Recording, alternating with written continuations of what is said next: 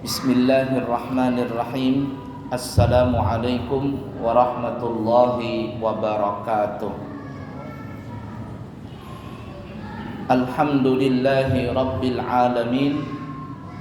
Allahumma fasalli wa sallim ala sayyidina wa nabiyyina wa maulana Muhammadin wa ala alihi wa ashabihi wa azwajihi wa dhurriyyatihi wa man tabi'ahum bi ihsanin ila yaumiddin, amma ba'du. Kembali kita belajar menyambung pelajaran kita dalam kitab Nasaihul Ibad yang dikarang oleh Al-Imam Al-Syekh Muhammad Nawawi Al-Bantani Al-Jawi, syarah daripada kitab Al-Munabbihat 'alal Isti'dad li Yaumil Ma'ad, karangan daripada Al-Imam Ahmad bin Ali bin Muhammad bin Ali bin Ahmad Syihabuddin Abu Fadl Al-Kinani Al-Asqalani Al-Misri, yang lebih dikenal dengan Al-Imam Ibnu Hajar Al-Asqalani.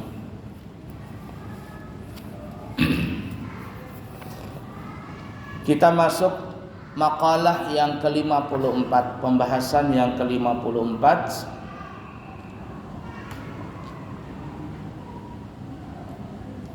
Mohon maaf, pembahasan yang ke-55, yaitu seorang ulama besar yang namanya adalah Malik bin Dinar. Seorang ulama di zaman beliau, ahli dalam bidang ilmu tasawuf. Nasihat daripada daripada Malik bin Dinar radhiyallahu taala anhu, beliau berkata, ihbis thalathan bi thalathin hatta takuna minal mu'minina. Al-kibru bitawadu'i wal hirsu bil qanaah wal hasada bin nasihah. Apa nasihat Malik bin Dinar? Kata beliau,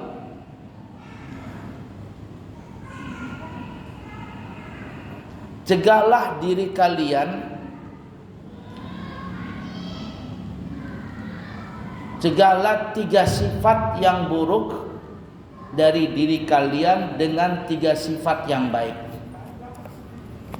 Jadi maksudnya di dalam diri kita ini ada 3 sifat buruk. Nah, sifat buruk yang 3 itu, kata Malik bin Dinar, tegah, hilangkan dengan 3 sifat yang baik. Kalau kita bisa melakukan ini, menghilangkan 3 sifat yang buruk ini, diganti dengan 3 sifat yang baik, apa kata beliau? Takuna minal mu'minin, maka niscaya engkau akan menjadi orang yang beriman. Artinya memiliki iman yang kuat. Karena imannya seseorang itu terkadang bertambah, terkadang berkurang. Kalau dia bertambah, maka hatinya semakin bersih, ibadahnya semakin baik, dan dia tidak mau melakukan maksiat. Dan tandanya imannya seseorang itu menurun adalah dia malas ibadah, hatinya semakin kotor, dan akhirnya dia suka melakukan maksiat. Nah, jadi kalau ada 3 sifat timbul di diri kita, 3 sifat yang jelek ini, Imam Malik bin Dinar mengatakan, hapus, hilangkan, cegahlah dengan 3 sifat yang baik. Apa itu? Yang pertama, al-kibra bitawadu'i. Cegahlah dirimu akan sifat sombong dengan sifat tawadhu. Yani kalau ada dalam diri kita sifat sombong, maka cegahlah sifat sombong itu dengan tawadhu. Tanda orang sombong itu bukan dengan model pakaian yang mewah, bagus. Tanda orang sombong itu bukan dari segi kendaraan. Bukan itu tanda orang sombong. Tanda orang sombong itu adalah batarul haqq wa ihkarul mu'minin. Dia tidak mau terima yang benar. Tanda orang sombong itu ada dua. Yang pertama, tidak mau terima kebenaran. Kenapa dia tidak mau menerima yang benar? Karena dia merasa benar. Orang benar itu baik, tapi kalau merasa benar, ini tidak baik. Orang salah itu jelek, tapi kalau orang itu merasa bersalah, itu baik. Kebalikannya itu ya. Kalau orang benar itu baik, tapi merasa benar tidak baik. Orang salah itu tidak baik, tapi merasa bersalah itu baik.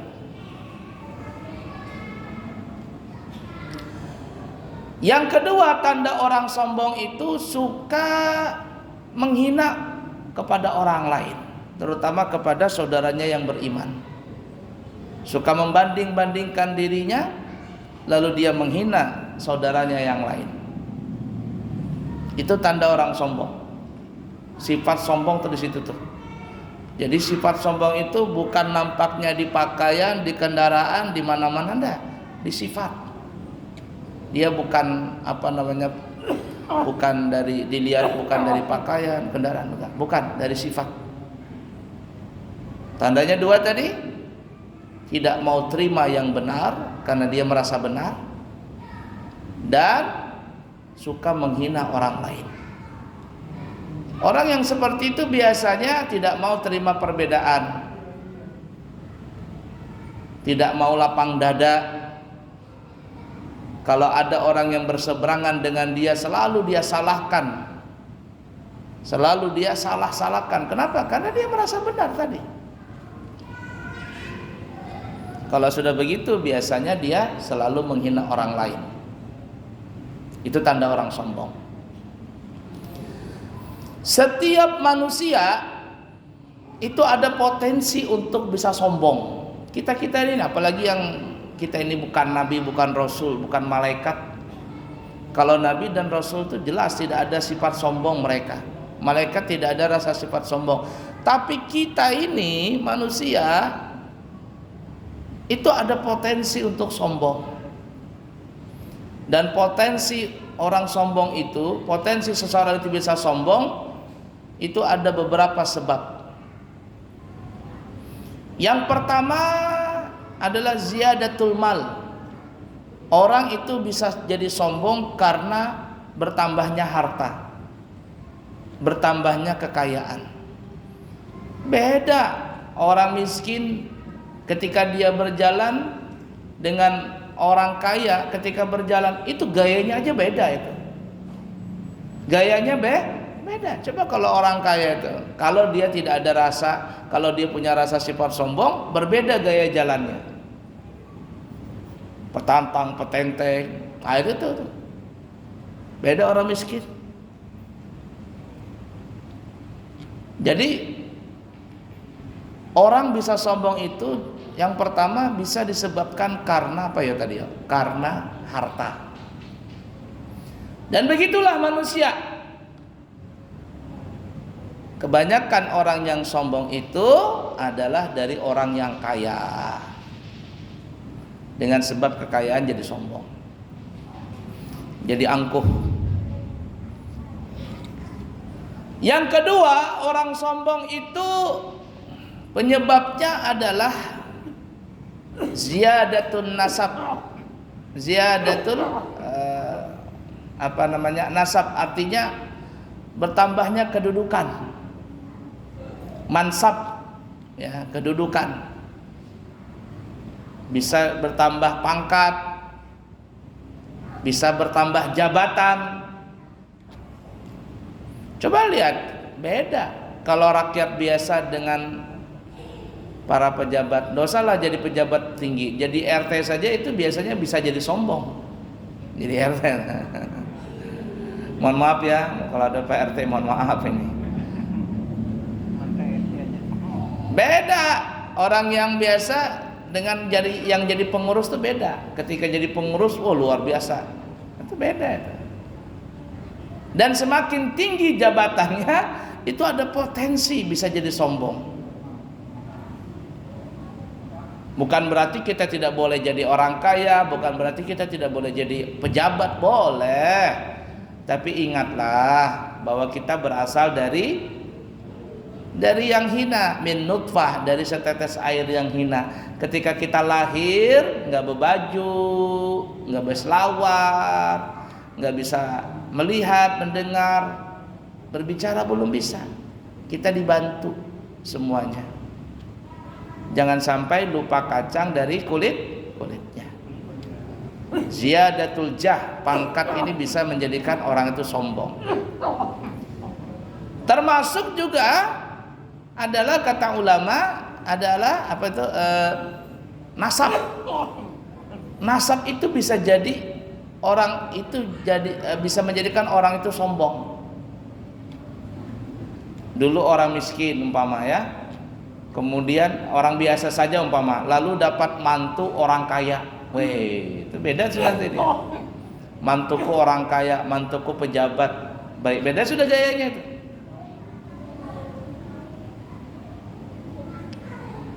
Habis itu orang yang berdarah darah biru kah? Darah biru. Itu gayanya beda tuh. Darah biru dengan darah biasa, maksudnya antara orang ningrat dengan rakyat itu beda itu. Orang ningrat dari sebab keturunan dengan sebab nasab itu bisa jadi sombong orang. Siapa kamu? Ini saya punya suku ini. Ya, suku saya ini. Dia merasa bangga dengan kesukuannya. Dalam suku itu pun juga ada marga-marganya. Kamu marga apa katanya? Marga ini. Wah, margamu kamu tuh marga begini. Saya nih punya marga ini tinggi daripada kamu. Bisa sombong itu. Padahal sesama suku, di dalam suku itu ada marga-marga. Taulah marga, Pak? Marga-marga.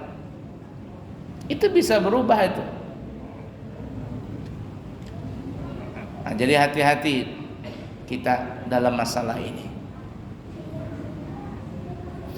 Yang ketiga, seseorang itu ada potensi bisa jadi sombong adalah ziyadatul ilm, bertambahnya ilmu. Orang alim itu bisa potensi jadi sombong.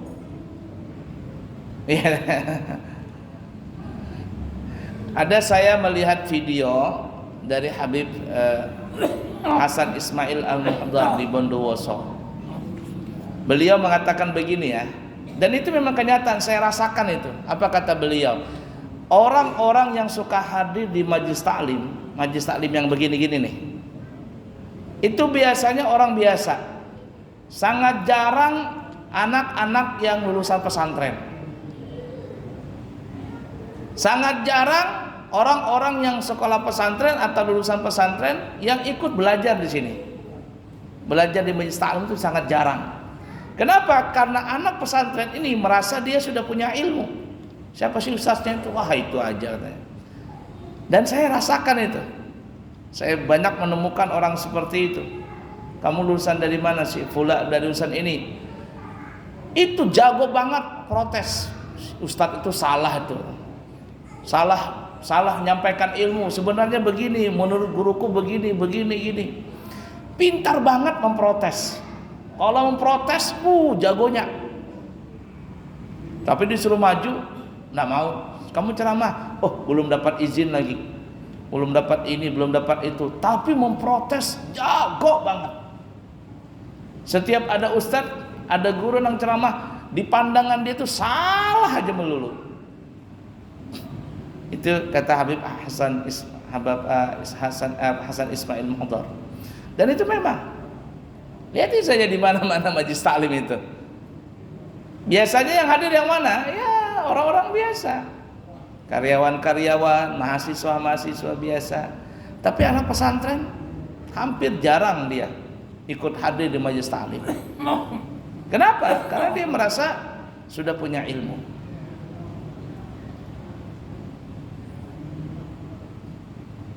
Nah, orang yang bertambah ilmu itu bisa jadi sombong. Orang yang bertambah ilmu itu bisa jadi sombong. Ada potensi bisa jadi sombong maksudnya. Nah, nanti kita akan sampai bagaimana cara mengobatinya itu loh. Yang ketiga, yang keempat, kata para ulama, seseorang itu bisa sombong, ada potensi sombong adalah dengan biziyadatil ibadah, biziyadatil ta'ah, dengan bertambahnya ketaatan dalam ibadah. Itu bisa jadi sombong.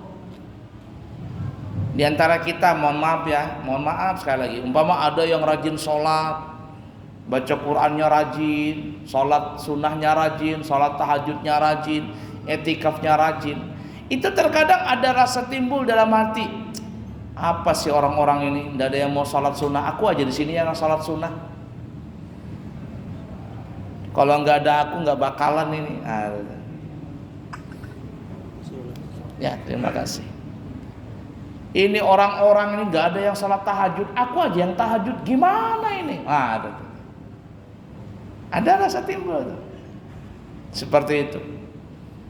Ketika baca Quran barangan, wah kamu baca Quran, udah bagus. Coba kamu lihat aku nih, aku ini hebat baca Quran. Nah itu.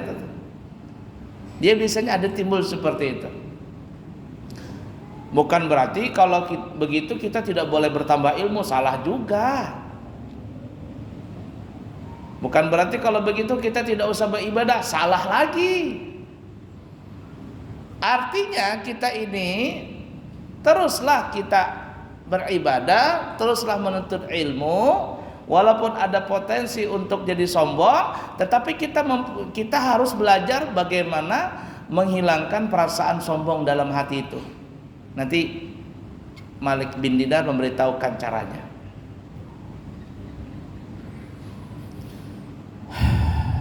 La ilaha illallah.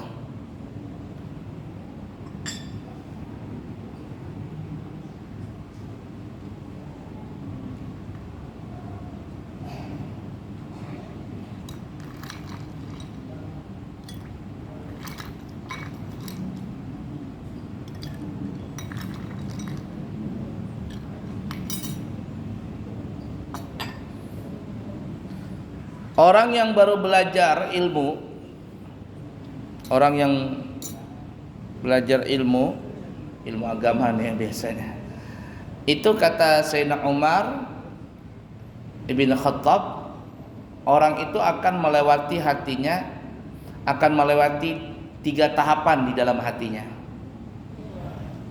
Lihatin saja itu ya. Kalau orang yang baru belajar ilmu agama, orang yang belajar ilmu agama, kata Sayyidina Umar, dia akan melewati 3 tahapan di dalam hatinya.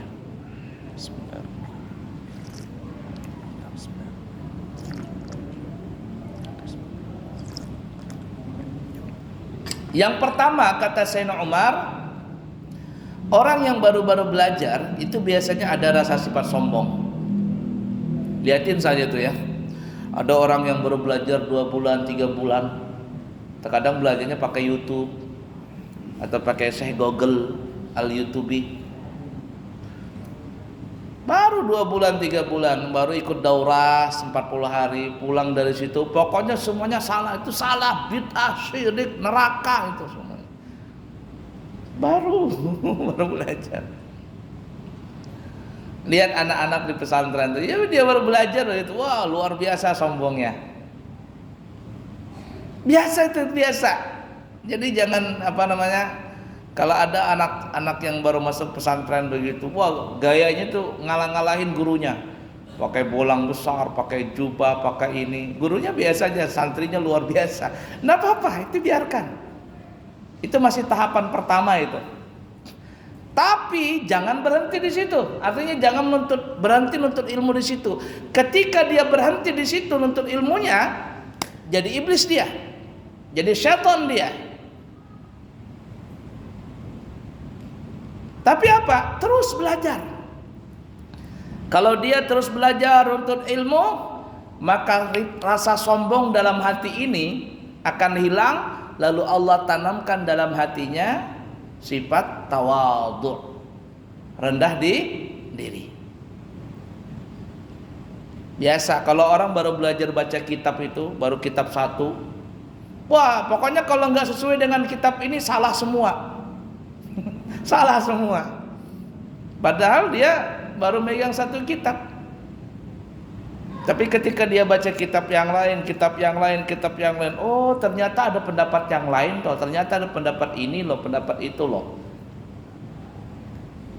Lihatin saja, biasanya kalau santri itu baru belajar setahun 2 tahun, kalau sudah berdebat sampai mati-matian berdebat tuh, wah bla bla bla bla bla bla bla bla bla. Itu biasa itu. Biarkan saja. Dia masih semangatnya menuntut ilmu karena dia baru belajar 1 atau 2 kitab, biarkan saja. Tapi jangan berhenti. Jangan berhenti nuntut ilmu. Kalau berhenti nuntut ilmu di situ jadi sombong dia. Jadi iblis dia. Tetapi terus belajar, maka kata Sayyidina Umar, akan Allah tanamkan dalam hatinya sifat tawadhu, rendah diri. Setelah dia membaca kitab 2, 3, 4, oh ternyata ada pendapat yang lain toh.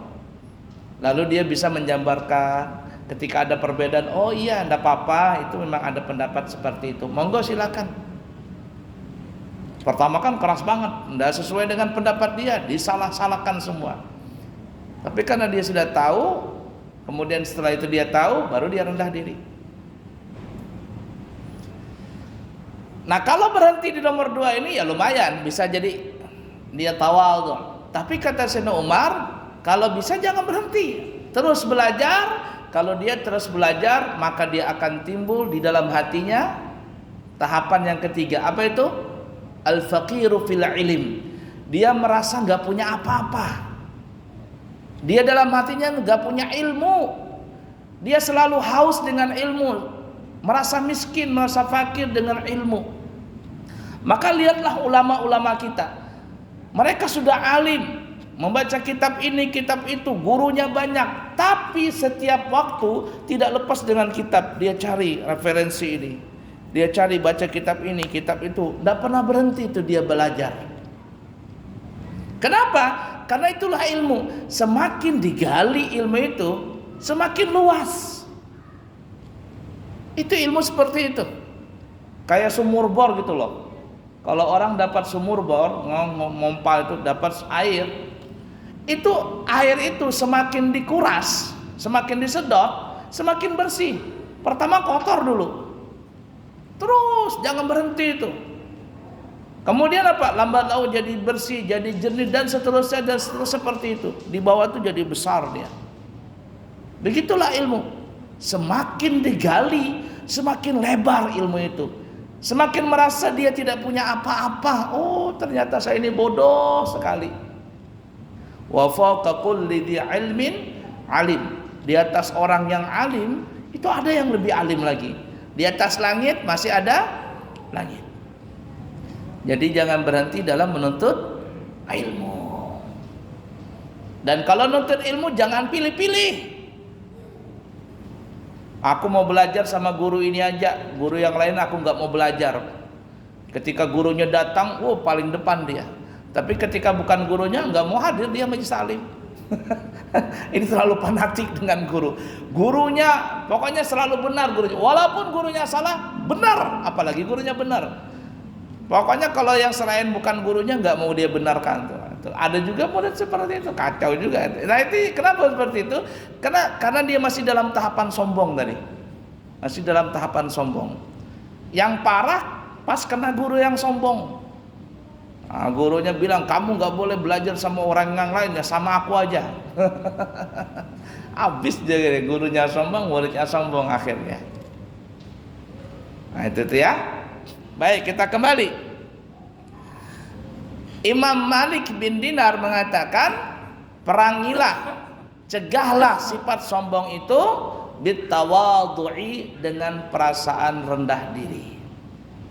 Ini di atas. Cara ngobatinnya dengan apa? Merendah. Dengan cara merendah. Nah, tentu cara belajar tawadhu, rendah diri ini tidak bisa didapat secara langsung kecuali kita belajar lalu mempraktekkan, mencontoh orang yang tawadhu.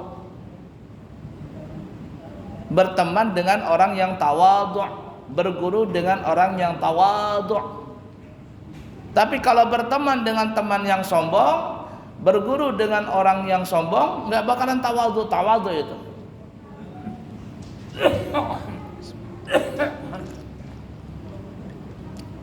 Jadi lawanlah sifat sombong itu dengan perasaan tawadhu, rendah diri.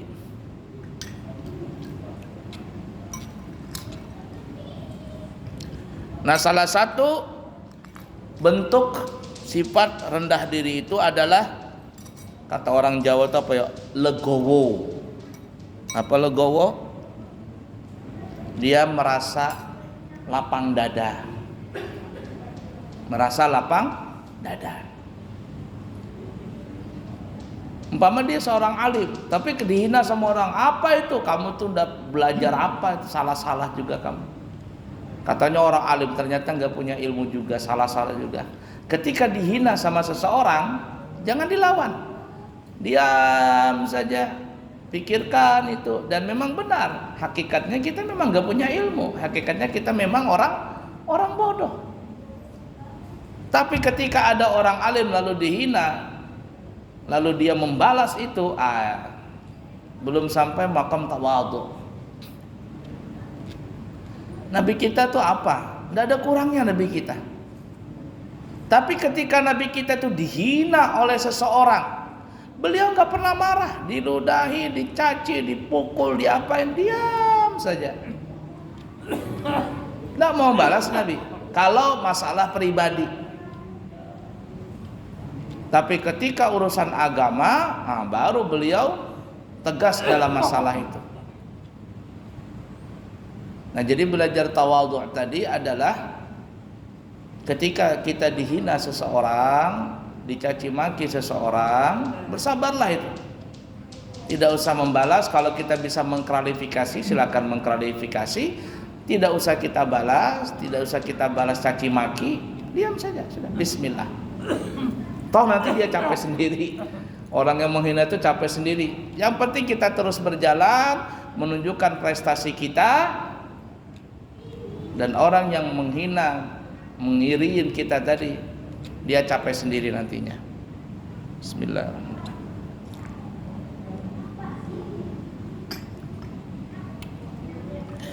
Kemudian yang kedua, wal hirsa bil qanaah.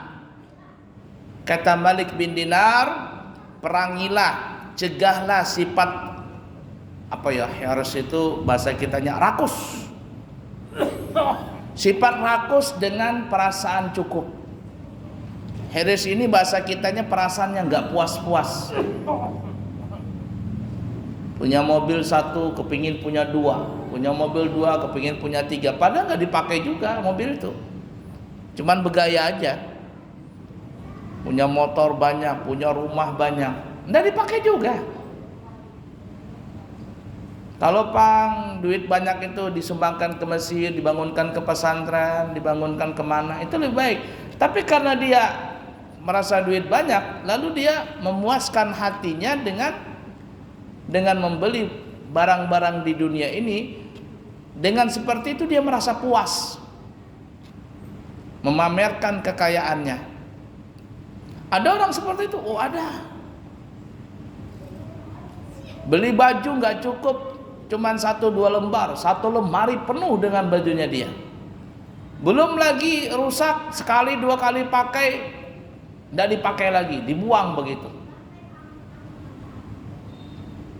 Ini namanya al-hirsu, orang yang terlalu benafsu.